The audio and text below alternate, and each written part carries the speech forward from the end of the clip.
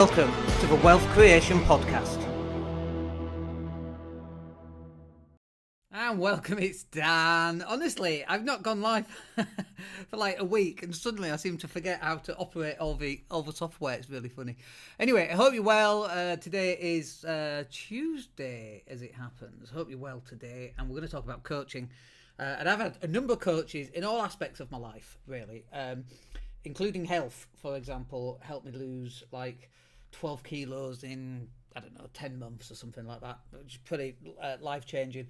But I've also had business coaches and marketing coaches and people to help me with specific aspects of my life, to do with fitness and to do with mental well-being and to do with just becoming the person that I am today, really. And all of it has helped, obviously.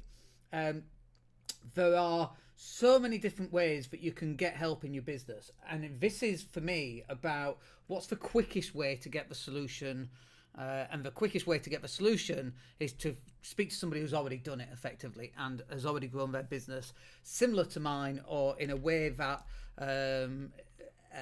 allows me to grow my business quicker than I could do than if I didn't have a coach.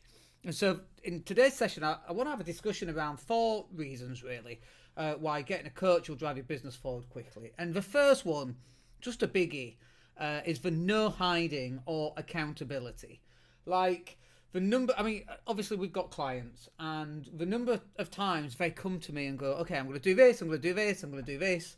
And then we have a coaching call in 2 weeks or the next month. And I go, okay, these were the things that you said you were going to do. Out of that lot, how much have you got done? And they go, oh, I haven't got any of it done. And it's like, okay, let's talk about that. Because that's just really, really important. Because how you do one thing is how you do most things, let's say. It's supposed to be how you do one thing is how you do everything. And I disagree with that. How you do one thing is how you do most things. And if you're failing to do the things that you've said, that you've agreed upon, that is going to move your business forward, what else are you failing to achieve in your life as well? Because the chances are that this is an ongoing thing that's happening in all areas of your life, including weight loss, including relationships, including your business and your marketing and going live and creating content for your business and recruiting people and all this stuff, right? So getting accountability is really, really key. And we use a number of different documents to help our clients. We have monthly goals, for example, and then we also have a bucket list. These are things that you want to do before you die. Like, should coaching be that top level? And it's like, well, yeah, because what you want to do for the top level will determine all the actions and all the things that you do when you start breaking things down. That's what's going to happen. So having a higher level of understanding who it is you want to be and where do you want to be and what holidays do you want, that's really important, because that will determine how much money, and when you know how much money you need, that will determine how many clients you need. So if you sell a product at £300 profit and you want to go on holiday and the holiday is £3,000, then you need 10 clients. It's like, okay, how do we find client number 1? Okay, well, now we need to go live. Now we've got to do all these things. What's your follow-up process like? And so we've taken this top-level thing, and then we've broken it down into these smaller sections, which then break down into actionable chunks. We call that chunking down or chunking up. Chunking up is where you get more abstract, and when you chunk down, you get more specificity about what are the actual things that you're going to end up doing here. And we want to start abstract because we want an overall view on what do you want out of life? Who do you want to be when you grow up? A train driver, an astronaut? Like, what is that? And then what are the steps that are going to get you there? And then what are the actions that are going to get you to those steps? And so that's really how we break it down. And that's where the accountability comes in. Because it's like, okay, Dan, I want to go to, we went to LA over summer, like a $5,000 holiday, and then some, I should think. And so it's like, well, and we saved up for that. We allocated money for that every month. And we allocated it over like 2 years because we knew that that's where we wanted to go. So 24 months divided by, $5,000 divided by 24, it's like 200 quid a month. It's like, now suddenly it's really manageable.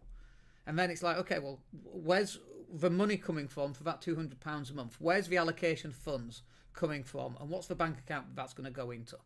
And so getting this level of accountability is really, really important. And being able to say, well, you said you were going to do this and you haven't done this, even though you said you were going to do it. So now you've got a shortfall on cash flow.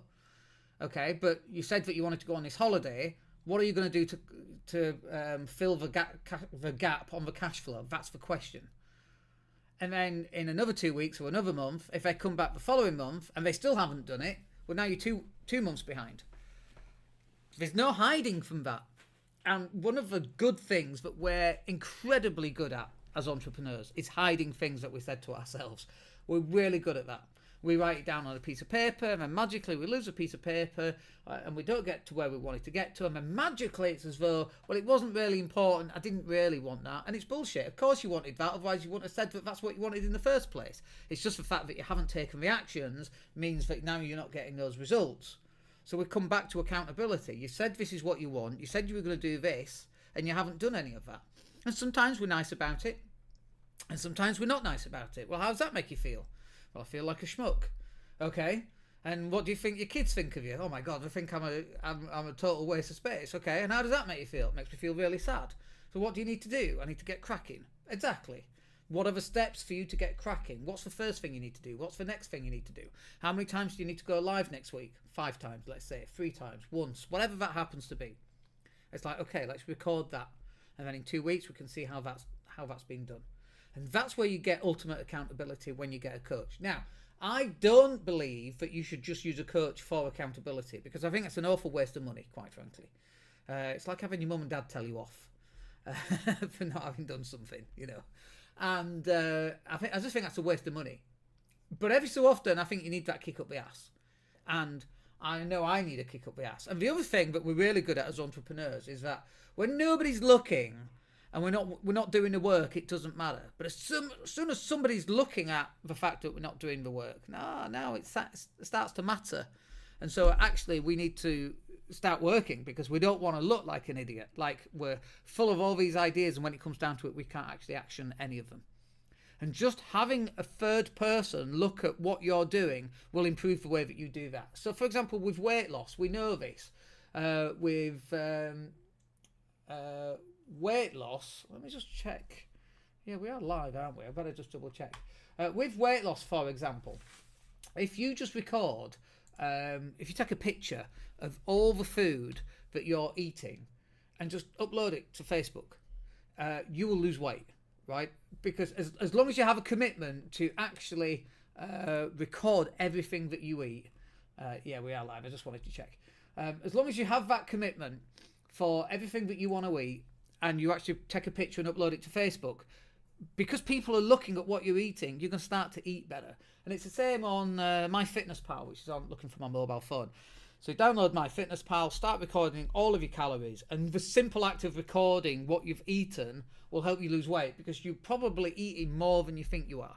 Just the very fact that a third person or an app is recording what you're doing, you know, we're kind of in cat in a box territory, aren't we? With Scrodinger's cat. You know, have you really eaten that donut if nobody's looking? And that looking at the app and seeing how many calories you've eaten and uploading the donut to Facebook and letting other people see that you've eaten the donut means, yes, you have eaten it.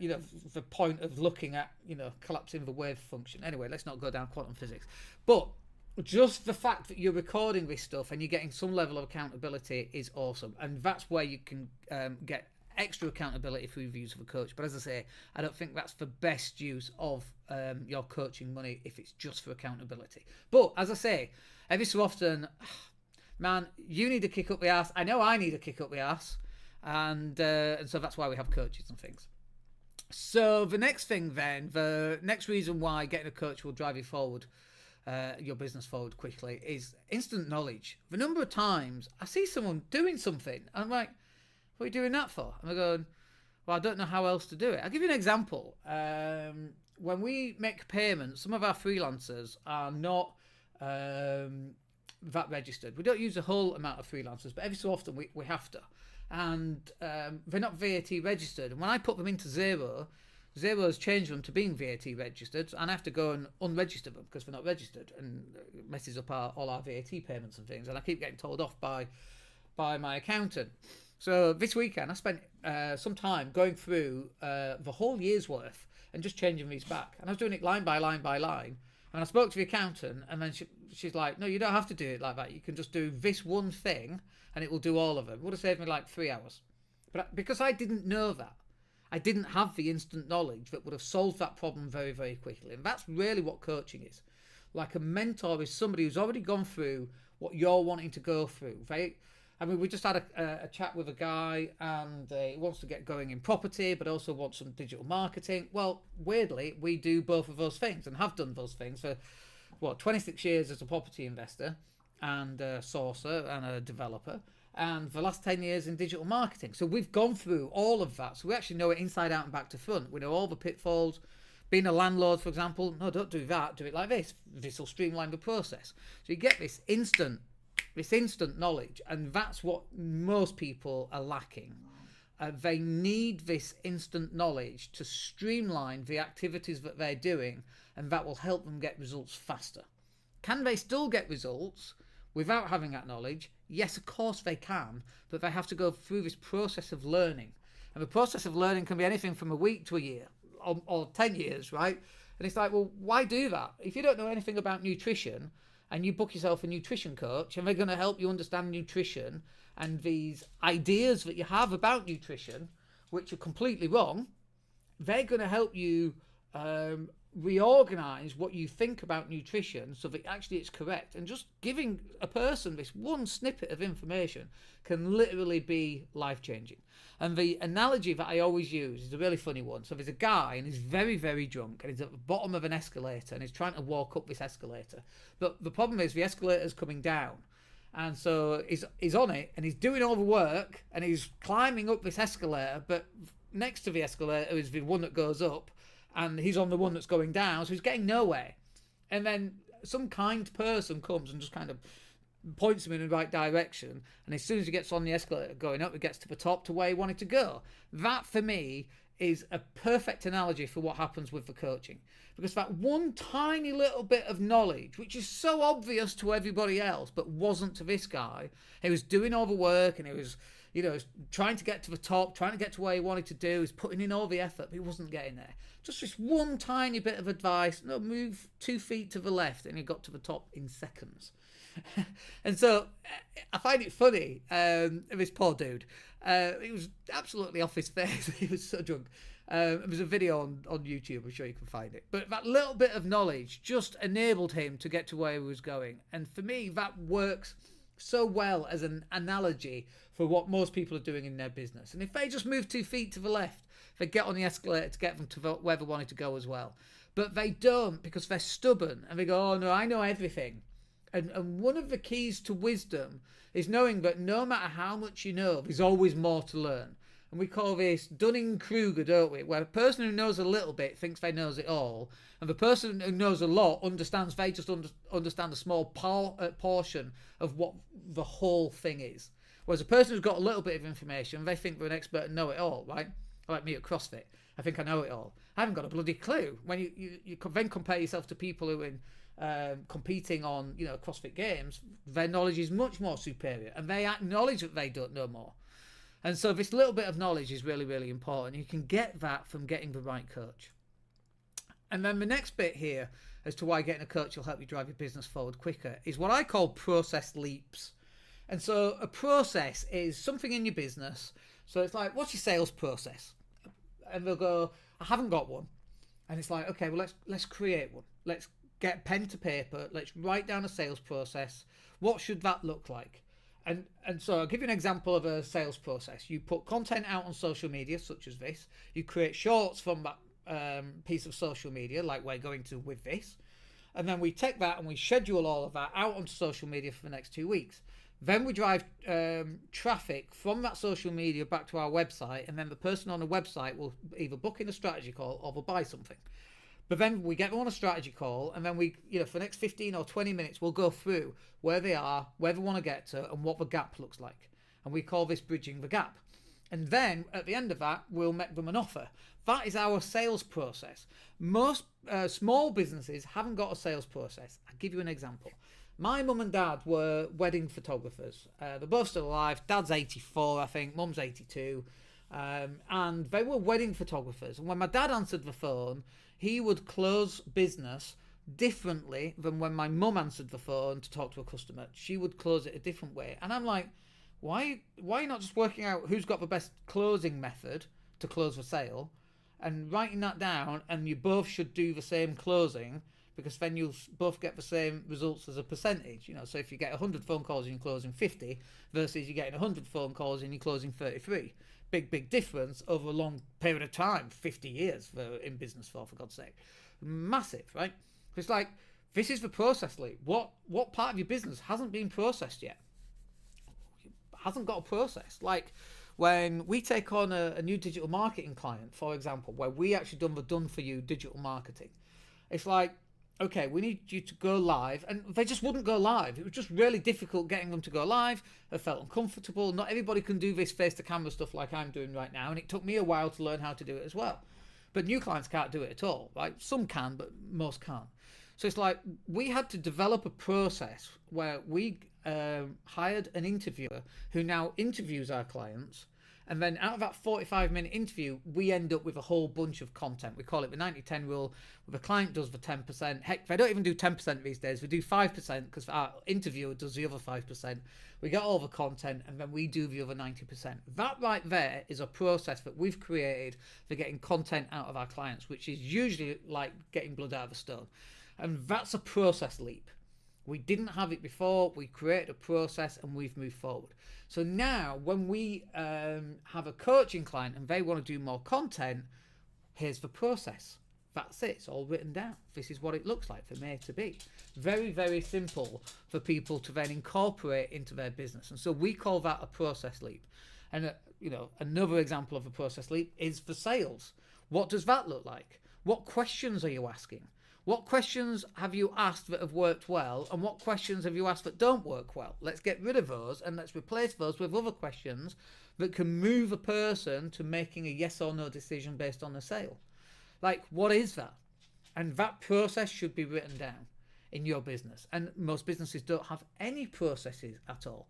They have a vague idea, which is in the head, and this vague idea is different on every time they do it. And it's like, so then you're getting different results and you don't know which one works better and which one doesn't work as well.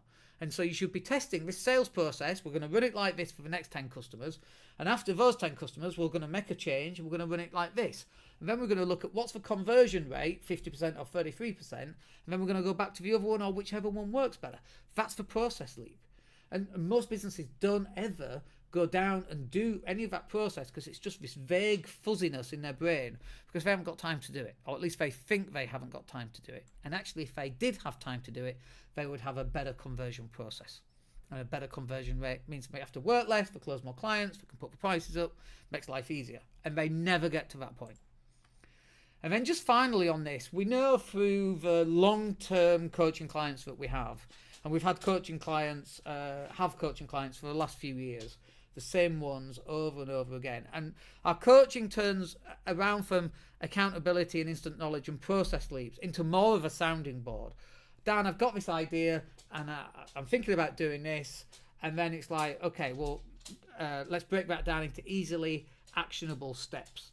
And then the next 2 weeks, we do have the same conversation of, these were the steps. Did you do them? No. Why didn't you do them? Why did you not send those letters out? What's the mental control that's preventing you from actually doing the things that you say? What is the self-sabotage? And we can dig deeper once we get beyond all the initial things. Little things, for example, like what's your forecast looking like? 12-month forecast. What is that? Let me just grab a quick drink, by the way.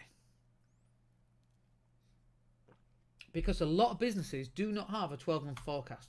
And not only a 12-month forecast, what's your 5-year forecast? What's that going to look like? Where do you want to be in 3 years? In 18 months? In 12 months? In 6 months? What is that looking like? What are the goals? What are the longer term goals? What are the short term targets for you to hit along the way? That's when you hit those goals means you're going to get your dreams in place. What does that look like? And again, knowing what those end things are will enable you to work out what the daily things. But if you're not doing the daily things, what is this self-sabotage that you're putting in place? And we all have them, by the way. I have them. Before I came live, I'm like, oh, nobody wants to listen to this. Like, crazy negative talk, right? And I have to work on it as well. This is not a natural... I don't think this is a natural thing for anybody to do, talking to a camera for, what, we're up to 20 minutes now. I think it's weird as hell. Is anybody listening? Does anybody care? Does anybody download the podcast shows? Yes is the answer, because we can see the stats. Sometimes people are not watching the live streams, but we know they then watch the shorts, and then that drives them back to the website. And sometimes people dip in and dip out.